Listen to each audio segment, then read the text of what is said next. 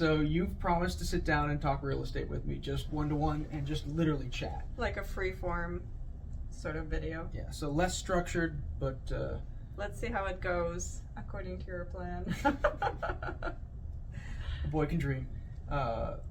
So we were gonna talk about The market, the real estate market. I think a lot of people are wondering, what's going on. You've been in real estate for over 10 years now. I've mainly been on the admin side, so you probably know a little bit more about what's going on, what happened last year, what's happening this year, where you see the market going. So first off, I made a lot of predictions this year and last year where we'd be right now.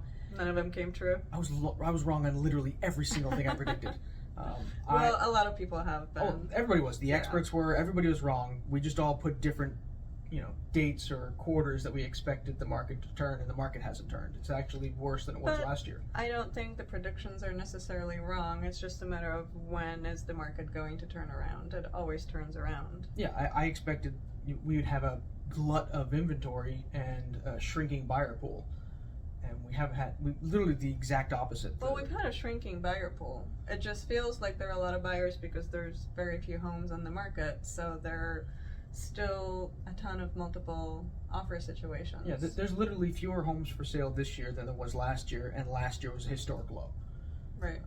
But there aren't that many buyers on the market, comparatively speaking, so it's not, a glut of buyers. It's just a lot of people are flocking to the same homes because there are 20 homes for sale in Andover any given moment this year, as opposed to how many do you usually see for sale? Like 100, 150? Yeah, like when I look at Andover spring market, you're going to see anywhere from 75 homes to could be 150 homes for sale at any given time, and every single week we're somewhere between 15 and 25 homes. Yeah, and it's been steady the whole year. And I'm dealing with the same buyers this year that I was dealing with last year. Normally the spring market comes in, I'll do an open house, I get 5 or 6 new buyers.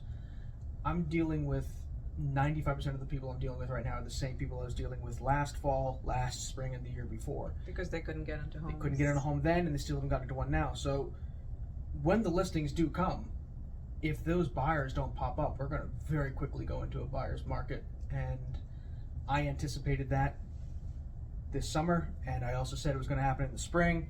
I periodically said it's going to happen this fall. In the fall. Do you still foresee it happening in the fall? Optimist that I am. We're a couple of weeks away from the fall, and the listings are going to come. They're going to come as a glut, and I'm finally going to be right.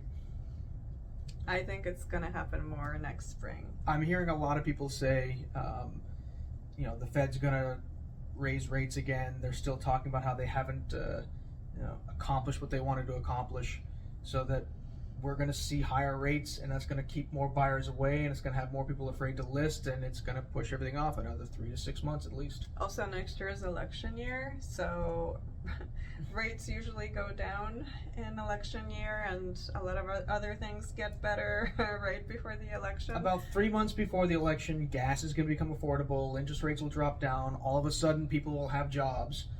They'll be all temporary jobs, but things will look good on paper for about 15 minutes. Yeah. But I don't think they've fixed anything yet. So I know listings are coming because people are, and this sounds crass, they're dying, they're getting divorced, they're losing their jobs, but they're also... Kids are going to college, they're also downsizing. Yeah, but they're also getting married, getting new jobs. Right. And... Life events. Yeah, life happens.